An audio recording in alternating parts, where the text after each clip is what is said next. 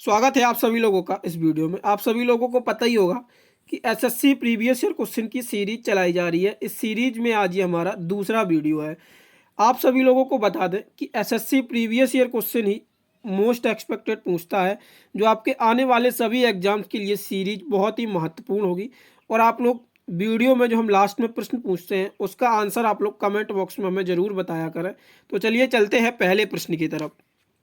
पहला प्रश्न होगा हमारा, निम्नलिखित में से किस राज्य में रात और दिन के तापमान में लगभग कोई अंतर नहीं होता है?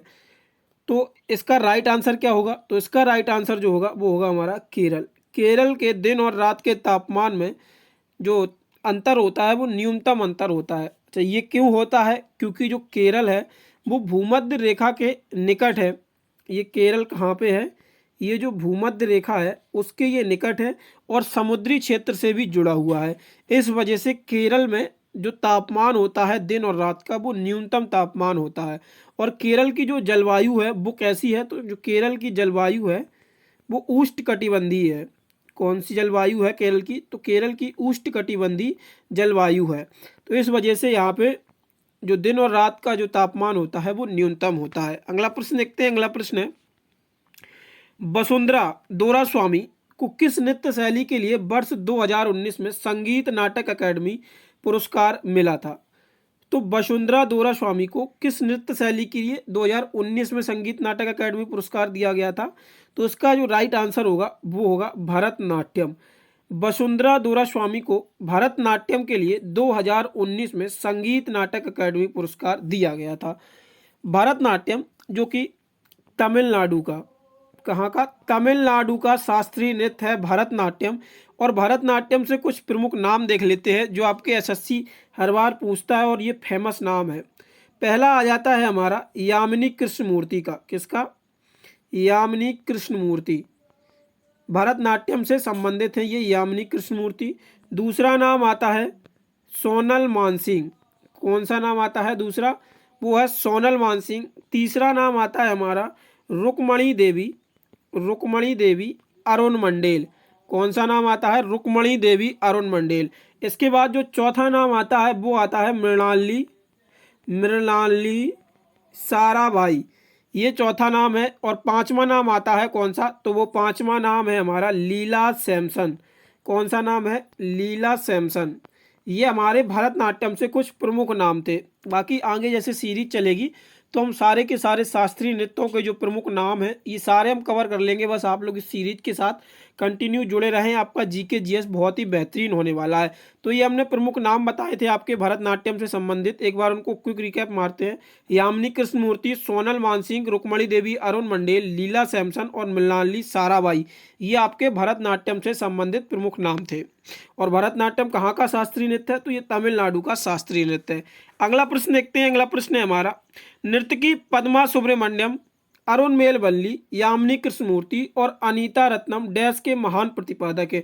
अभी मैंने ऊपर नाम किया था यामिनी कृष्णमूर्ति, अनीता अनीता रत्नम और पद्मा सुब्रमण्यम। तो ये किसके हैं? तो ये भरतनाट्यम से प्रमुख नाम है। ये यहाँ पे एक दो नाम नए ऐड हुए हैं, अरुण मेलवल्ली, पद्मा सुब्रमण्यम और अनीता रत्नम और यामिनी कृष्णमूर्ति, ये सभी भरतनाट्यम के प्रतिपादक हैं। अगला प्रश्न देखते हैं। अगला प्रश्न है हमारा, निम्नलिखित में से किस राज्य ने 54 वर्षों के अंतराल के बाद मार्च 2023 में रियाज संतोष ट्रॉफी जीती है? अब यहाँ पे आप लोग कहेंगे ये 23 के करंट अफेयर के क्वेश्चन कराए जा रहे हैं, क्योंकि ये प्रीवियस ईयर क्वेश्चन है और ये स्टैटिक का भी इंपॉर्टेंट क्वेश्चन बन जाता है। तो इस वजह से यहाँ पे करंट अफेयर नहीं है, ये स्टैटिक क्वेश्चन है, इस वजह से यहाँ पे ये डिस्कस किया जाता है। तो संतोष ट्रॉफी 54 वर्षों के अंतराल के बाद ये रियाद में हुई थी। किसने जीती? तो ये जो है वो कर्नाटक ने जीती संतोष ट्रॉफी। संतोष ट्रॉफी का संबंध किससे है?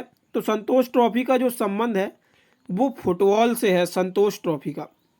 और जो संतोष ट्रॉफी है ये 1941 में इसका इस्टेब्लिशमेंट किया था और ये सबसे पुराना फुटबॉल टूर्नामेंट है संतोष ट्रॉफी। ठीक है, ये थी इस प्रश्न से संबंधित जानकारी। अगला प्रश्न देखते हैं। अगला प्रश्न है, भारतीय संविधान के अनुच्छेद 129 के बारे में निम्नलिखित में से कौन सा कथन सही है? अनुच्छेद 129 के बारे में कथन पूछा गया है। तो आप लोगों को हम बता दें कि अनुच्छेद 129 क्या कहता है। तो अनुच्छेद 129 है कि सर्वोच्च न्यायालय के सर्वोच्च न्यायालय ही अभिलेख न्यायालय होगा। तो यहाँ पे ये हमें ऑप्शन देखना है।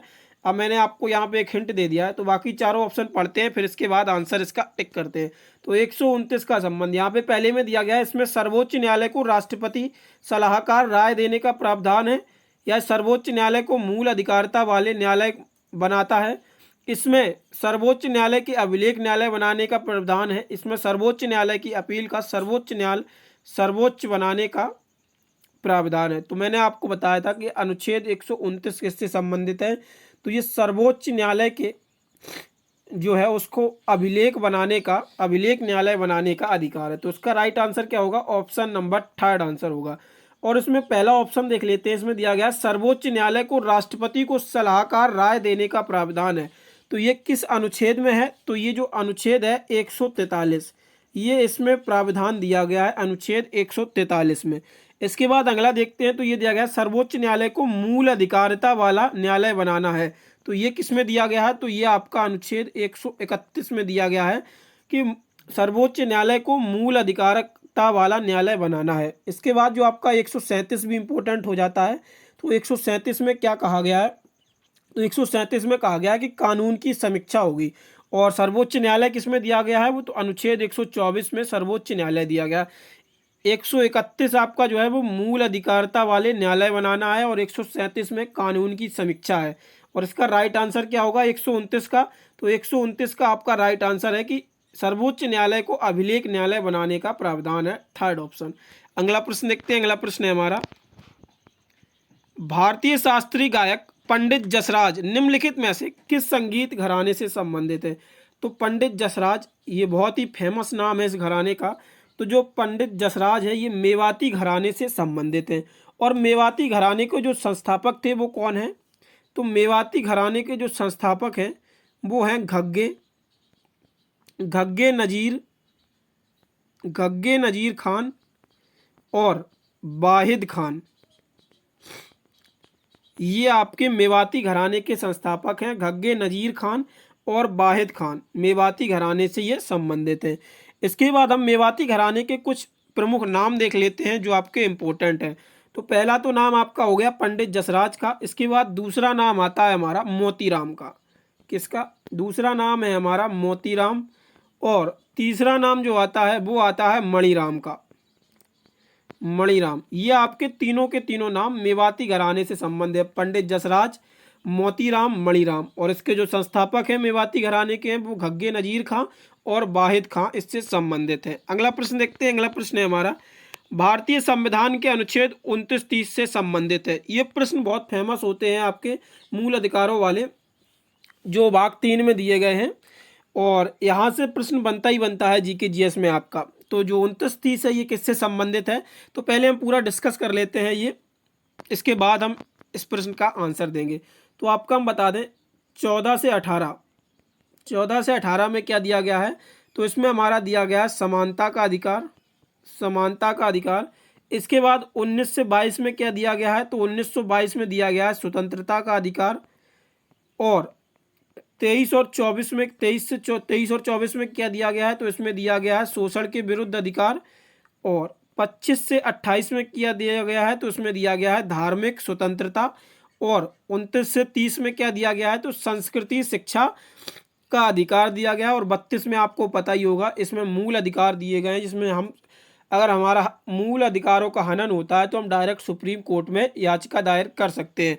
उसके तहत सुप्रीम कोर्ट 5 रिटें जारी करता है अनुच्छेद 32 के तहत। तो हमारा अनुच्छेद जो 29-30 है ये किससे संबंधित है, तो ये संस्कृति और शिक्षा अधिकार से संबंधित है। अगला प्रश्न देखते हैं। अगला प्रश्न है हमारा,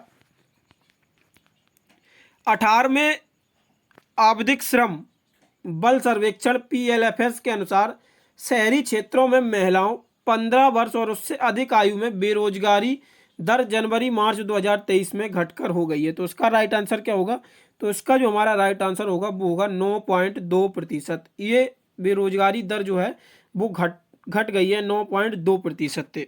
यह जनवरी से मार्च तक का 2023 का डाटा था। अगला प्रश्न देखते हैं। अगला प्रश्न है हमारा, निम्नलिखित में से कौन दैनिक वायुमंडलीय मौसम परिवर्तन से जुड़ा हुआ है। तो उसका राइट आंसर क्या होगा, तो उसका जो राइट आंसर होगा वो होगा ऑप्शन नंबर 3 क्षोभ मंडल, और क्षोभ मंडल में ही सारी मौसमी घटनाएं होती हैं। अगला प्रश्न देखते हैं। अगला प्रश्न है हमारा, भारत की जनगणना 2011 के अनुसार निम्नलिखित में से किस राज्य की साक्षरता दर सबसे कम है? तो यहाँ पे आपको कंफ्यूज नहीं होना कि आपको यहाँ पे बिहार नहीं दिख रहा है तो गलत हो जाए, ये मतलब इन ऑप्शंस में से हमें सबसे कम बताना है। तो हमें अगर सेंसस हमने डेप्थ में पढ़ा है तो हम इस प्रश्न को कर लेंगे, बाकी ये प्रश्न हमारा गलत भी हो सकता है, मोस्ट पॉसिबिलिटी है इसमें। आप लोगों को हम बता दें, सेंसस पे हमने एक डिटेल्ड वीडियो कवर कर रखा है, उसको आप लोग देख लीजिए, उससे बाहर सेंसस का प्रश्न नहीं पूछा जा सकता है। तो 2011 की जनगणना के अनुसार सबसे कम साक्षरता दर वाला राज्य यहाँ पे कौन सा होगा? तो वो होगा आपका त्रिपुरा। तो इसका राइट आंसर होगा त्रिपुरा। और वैसे देखा जाए अगर नॉर्मली, तो 2011 के जनगणना के अनुसार सबसे ज़्यादा साक्षरता दर किस राज्य में थी? तो वो केरल में थी सबसे ज़्यादा, और सबसे कम है तो वो बिहार में। और सेक्स रेशियो की बात करें तो सबसे ज़्यादा केरल में ही था, और सबसे कम सेक्स रेशियो जो है वो कहाँ पे है? तो वो है हमारा हरियाणा में। ये थी इस प्रश्न से संबंधित जानकारी। अगला प्रश्न देखते हैं। अगला प्रश्न है हमारा, प्रसिद्ध बृहदेश्वर मंदिर किस राज्य में स्थित है? तो बृहदेश्वर मंदिर जो है वो किस राज्य में स्थित है? तो इसका राइट आंसर होगा तमिलनाडु। बृहदेश्वर मंदिर जो है वो चोल वास्तुकला का एक बहुत ही सुंदर उदाहरण है। ये किस वास्तुकला से संबंधित है? तो ये चोल वास्तुकला से संबंधित है। और बृहदेश्वर मंदिर का निर्माण किसने कराया था? तो चोल साम्राज्य के जो सम्राट थे, राजराजा प्रथम के द्वारा 1010 ईस्वी में इसका निर्माण कराया गया था। अगला प्रश्न देखते हैं। अगला प्रश्न है हमारा, रॉबर्ट हुक ने कोशिका शब्द का किस वर्ष प्रस्तुत किया था? तो ये 1665 में रॉबर्ट हुक ने जो है वो कोशिका शब्द प्रस्तुत किया था। तो इसका राइट आंसर क्या होगा? Option number 3। अगला प्रश्न देखते हैं। अगला प्रश्न है, निम्नलिखित में से कौन सा सरकारी बजट में पूंजीगत प्राप्ति का एक उदाहरण है? तो सरकारी बजट में जो पूंजीगत प्राप्ति का एक उदाहरण होता है वो क्या होता है? तो इसमें सरकारी बंधों की बिक्री होता है। तो ये पूंजीगत बजट में पूंजी प्राप्ति का प्रावधान होता है सरकारी बजट में, सरकारी बंधों की बिक्री। अगला प्रश्न देखते हैं। अगला प्रश्न है हमारा, कौन सा अभिनय वेशभूषा, आभूषण, चेहरे की बनावट आदि के प्रयोग से संबंधित है? तो इसका राइट आंसर क्या होगा? तो ये होगा आहार अभिनय। अगला प्रश्न देखते हैं, पंडित भजन सपोरी जिनका वर्ष 2022 में निधन हो गया था, किस संगीत वाद्य यंत्र से संबंधित थे? तो भजन सपोरी का संबंध किससे था? तो इसका राइट आंसर क्या होगा? तो इसका राइट आंसर होगा संतूर।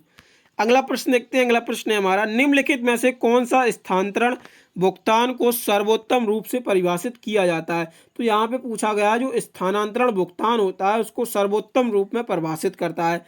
तो यहाँ पे ये 4 ऑप्शन दिए गए हैं, तो इसमें से राइट ऑप्शन आपका क्या होगा? तो इसमें होगा ऑप्शन नंबर 2, सरकार द्वारा किसी भी वस्तु या सेवा के उत्पादन के बिना व्यक्तियों के किया गया भुगतान स्थानांतरण भुगतान का हिस्सा होता है। अगला प्रश्न देखते हैं। अगला प्रश्न है हमारा, निम्नलिखित में से कौन red earth and pouring rain एक नोबेल पुस्तक के लेखक है? तो इसका राइट आंसर क्या होगा? तो इसका राइट आंसर होगा विक्रम चंद्र। अगला प्रश्न देखते हैं। अगला प्रश्न है, डैश का नुआखाई त्योहार गणेश चतुर्थी के अगले दिन मतलब यानी कि अगस्त सितंबर भाद्रव में के चंद्र पखवाड़े की पंचमी तिथि यानी कि 5वें दिन को मनाया जाता है। तो ये कौन सा त्यौहार होता है? तो ये उड़ीसा का नुआखाई त्यौहार होता है जो गणेश चतुर्थी के अगले दिन ही मनाया जाता है। अगला प्रश्न देखते हैं। अगला प्रश्न है हमारा, आईसीसी 2023 एक दिवसीय क्रिकेट विश्व कप की मेजबानी कौन सा देश कर रहा है? तो उसका राइट आंसर क्या होगा? तो इसका जो राइट आंसर है वो है भारत। तो आईसीसी जो 2023 का क्रिकेट विश्व कप हुआ था एक दिवसीय का, उसकी मेजबानी किसने की थी? तो भारत ने इसकी मेजबानी की थी। और यहाँ पे जीता कौन था? तो वो ऑस्ट्रेलिया जीता था और भारत यहाँ पे रनर अप रहा था। अगला प्रश्न देखते हैं। अगला प्रश्न है, और यहाँ पे एक चीज़ और देख लेते हैं, ये प्रश्न आपका इंपॉर्टेंट बन सकता है। जो ICC men's T20 world cup हुआ था वो यहाँ पे वो आपका कहाँ पे हुआ था? वो आपका यूएसए और वेस्ट इंडीज़ में हुआ था, जिसमें कि इंडिया जीता था और साउथ अफ्रीका आपका रनर अप रहा था। सॉरी। अगला प्रश्न देखते हैं। अगला प्रश्न है हमारा, निम्नलिखित में से कौन सचिन तेंदुलकर की आत्मकथा है? तो सचिन तेंदुलकर की आत्मकथा कौन सी है? तो प्लेइंग इट माई वे जो है वो सचिन तेंदुलकर की आत्मकथा है। अगला प्रश्न देखते हैं। अगला प्रश्न है, अप्रैल 2023 में तमिलनाडु ने निम्नलिखित में से किस पर प्रतिबंध लगाने वाला विधेयक पारित किया था? तो जो तमिलनाडु ने प्रतिबंध किया था, जो ऑनलाइन जुआ होता है उसको बंद करने का एक विधेयक पारित किया था। अगला प्रश्न देखते हैं। अगला प्रश्न है, एक दिवसीय क्रिकेट विश्व कप 2011 का फाइनल मैच किस स्टेडियम में खेला गया था? तो इसका राइट आंसर क्या होगा? तो जो इसका राइट आंसर है हमारा वो है वानखेड़े स्टेडियम। अगला प्रश्न देखते हैं। अगला प्रश्न है, और आपका जो 2021 का जो 2023 का जो वनडे वर्ल्ड कप था जिसमें ऑस्ट्रेलिया जीता था, ये मैच कहाँ पे आपका खेला गया था? तो जो ये मैच था ये आपका नरेंद्र मोदी स्टेडियम यानी कि गुजरात में खेला गया था। अगला प्रश्न देखते हैं। अगला प्रश्न है, मित्र मेला एक क्रांतिकारी संगठन था जिसकी स्थापना की गई थी। तो इसकी स्थापना किसके द्वारा की गई थी? तो खुदीराम बोस के द्वारा इसकी स्थापना की गई थी। अगला प्रश्न देखते हैं। अगला प्रश्न है, गतिज सयांता की गॉसियन इकाई क्या होती है? तो गतिज जो सयांता होती है इसकी गॉसियन इकाई क्या होती है? तो इसका राइट आंसर क्या होगा? तो इसका जो राइट आंसर होगा वो होगा स्टॉक्स। जो गतिज सयांता होती है इसकी गॉसियन जो इकाई होती है वो स्टॉक्स होती है। अगला प्रश्न देखते हैं। ये प्रश्न आपका पिछले वीडियो में हमने आपसे पूछा था, तो इसका राइट आंसर सभी लोगों ने सही दिया था। और आज भी हम एक प्रश्न पूछेंगे आपके लिए। तो पिछले वीडियो के प्रश्न हमने पूछे था, रानी मड़ैया डैश एक लोक नर्तकी हैं जिन्हें 2023 में पद्मश्री से सम्मानित किया गया था। तो ये इनका संबंध किससे है? तो इसका राइट आंसर होगा उन्मत्त आर्ट से। उन्मत्त आर्ट से रानी मड़ैया का संबंध था और इनको 2023 में पद्मश्री से सम्मानित किया गया था। अब देखते हैं आज का प्रश्न आप लोगों के लिए। तो इसका आंसर आप लोगों को हमें कमेंट बॉक्स में जरूर बताना है। और बंगाल के निम्नलिखित स्वतंत्रता सेनानी ने वकीलों में से किसे देशबंधु नाम से जाना जाता था? तो इसका आंसर आप लोग हमें कमेंट बॉक्स में ज़रूर बताएंगे। और अगर आप लोगों को वीडियो पसंद आई हो तो वीडियो को आप लोग लाइक, शेयर और अभी तक चैनल सब्सक्राइब नहीं किया है तो प्लीज़ आप लोग चैनल को सब्सक्राइब ज़रूर कर लें। और बाकी ये जो वीडियो का पीडीएफ है वो आप लोगों को हमारे टेलीग्राम चैनल पर मिल जाएगा। आप लोगों को डिस्क्रिप्शन में 2 लिंक मिलेंगे।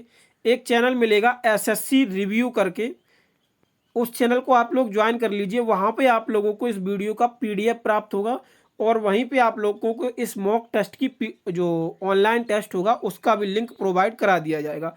और एक आपको चैनल मिलेगा घंटा जॉब करके, नीचे एसएससी रिव्यू के जो है, तो वहाँ पे आपको सारे के सारे जॉब अपडेट्स और भी जो महत्वपूर्ण चीज़ें होती हैं वो प्रोवाइड करा जाती हैं। तो वहाँ पे आप लोग इन दोनों चैनल को ज्वाइन कर लीजिएगा। वहीं पे आपको पीडीएफ्स और नोट्स सारे प्रोवाइड करा दिए जाते हैं। धन्यवाद।